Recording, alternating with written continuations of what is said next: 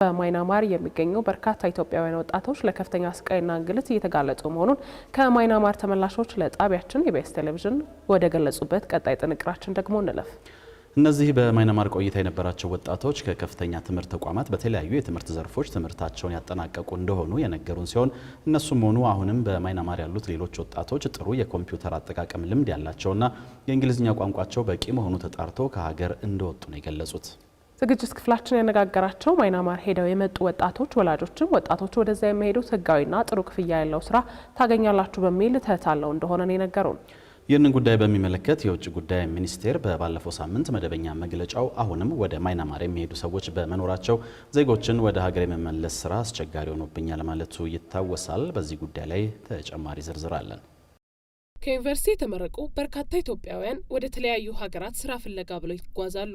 በተለይም ከቅርብ ጊዜ ወዲህ ግን ወደ ታይላንድ ሄዳችሁ በኮምፒውተር በሚሰሩ ኦንላይን ስራዎች ከፍተኛ ገንዘብ ታገኛላችሁ እየተባሉ ተታለው ወደ ማይናማር የሚጓዙ የዩኒቨርሲቲ ተመራቂ ወጣቶች ተበራክተዋል።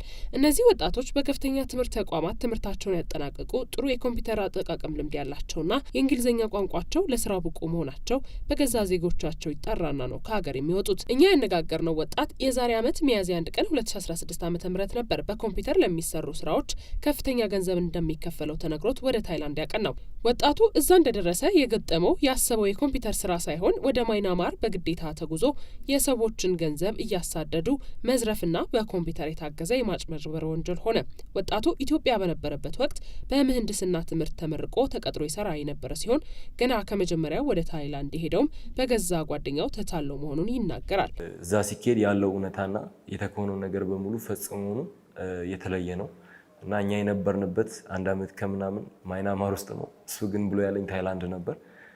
ስራውም እሱ እንደሚናገረውና እንዳገላለጹ ከሆነ ኮምፒውተር ውስጥ በኮምፒውተር ነው የሚሰራው፣ የሆነ ሂሳብ ካውንት ማድረግ ነው ምናምን ነገር የሚል ነበር ያወራው። ነገር ግን ያ አይደለም፣ ፈጽሞ ሊሰራ የማይገባ ከሀገራችን ስርዓት ከእምነታችን አንጻር ከአስተዳደጋችን አንጻር ለሰው ልጅ የማይመጥን ስራ ነበርና በገዛ ጓደኛው በወር $1000 እና ከዛ በላይ እንደሚከፈለው ተነግሮት ወደ ማይናማር የሄደው ወጣት የኢትዮጵያ መንግስት በአስቸጋሪ ሁኔታ ውስጥ ሆነው በማይናማር የሚገኙ ኢትዮጵያውያንን ለማስመለስ ባደረገው ጥረት እድል ቀንቶት ወደ ሀገሩ የገባው ከ1 ሳምንት በፊት ነው።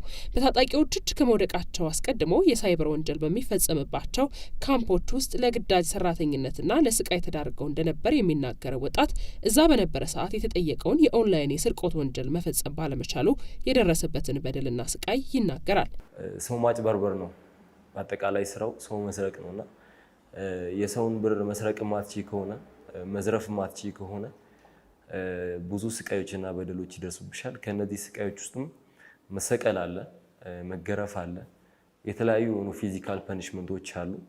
ሰው ልጅ እንደ ሰው ቆሞ ለመሄድ እስከማይችል ደረጃ ድረስ የሚያደርሱ እና በጣም ብዙ አይነት ፈተናዎች ነበሩ። እንደዚህ አይነት ስርዓት በቤቴ አይቼ አላቅም። ጀርባ መገረፍ እና ብዙ ወንድሞቼ ጀርባቸው ተገርፏል በጥፊ። በቃ ሾክ ነበር፣ ኤሌክትሪክ ሾክ ትደረጊያለሽ ማለት መዝረፍ ካልቻልሽ ማጭበርበር ካልቻልሽ ሾክ ትደረጊያለሽ እና ሰው የሚረዳውና የሚያውቀው እውነታ ፈጽሞ ከዛ የተለያየ ነው። አሁንም በርካታ ወጣቶች ወደዛ እየሄዱ እንደሆነ የገለጸው ይህ ወጣት በተማሩበት ሙያ እዚሁ በሀገራቸው ላይ አማራጭ ቢፈልጉ የተሻለ እንደሆነ ይመክራል። ስቲል አሁንም እየሄዱ ነው ያሉት። በእርግጥ ኤግዛክትሊ የሆነ ሰው እየሄደ ነው ብዬ መረጃ ባይኖረኝም ግን አሁንም እየሄደ ነው ሰውና እዛ ለመሄድ ሲያስቡ የተለያዩ ሳይድ ኢፌክቶችም እንዳለው መረዳት መቻል አለባቸው። እኔ ለሁሉም ወጣቶች እመለምናቸው እዚህ ሀገር ቆይተው የተሻለ የስራ እድሎችን ቢመለከቱ የተሻለ ነው። ልጃቸው ከማይናማር እንደተመለሰላቸው የሚናገሩት የማይናማር ተጓዦች የቤተሰቦች ኮሚቴ ሰብሳቢ አበበች ሲመል ልጃቸው በከፍተኛ ውጤት ተመርቆ ስራ በማፈላለግ ላይ እንደነበር የገለጹ ሲሆን ይህ የስራ እድል እንደመጣለት በነገራቸው ሰዓት ያዩት የስራ እድሉ መረጃዎች የሰዎቹን ህጋዊነት ለመጠራጠር አዳጋች እንዳደረገባቸው ይገልጻሉ። ህጋዊ ይመስላል ግን ህጋዊ አይደለም። መጨረሻ ላይ ነው ህጋዊ አለመሆኑን ያወቅነው እንጂ አንደኛ በኢትዮጵያ አየር መንገድ ነው እንዲሄዱ የሚደረጉት። የኮሮና ክትባት፣ የቢጫ ወባ ክትባት እንዲወስዱ ያደርጓቸዋል።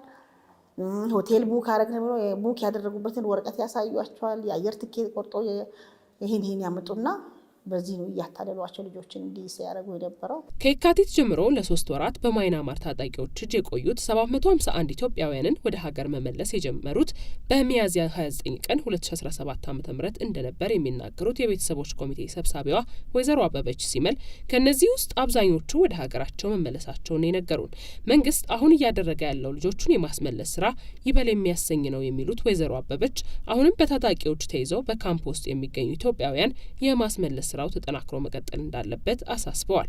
በተቻለ መጠን መንግስታችን የጀመረውን ጥረት እንዲቀጥልንና እነዚህ 149ኞቹ እንዲወጡ ቢደረግልን ከዛ ጎን ለጎን ደግሞ ከካምፕ ያልወጡ እዛ የስራ ካምፓኒ ተብሎ የሚጠራው የአጭበርባሪዎች ካምፕ ውስጥ ታግተው ያሉ እዛ ውስጥ ለመስራት ፍላጎት የሌላቸው 42 ልጆች አሁን በ3 ካምፓኒ ውስጥ አሉ እና እነዚህ ልጆችም የሚወጡበትን መንገድ ለመንግስት አስቸጋሪ ሆኖ የነበረው አንድም አማጽያን ልጅ መሆናቸው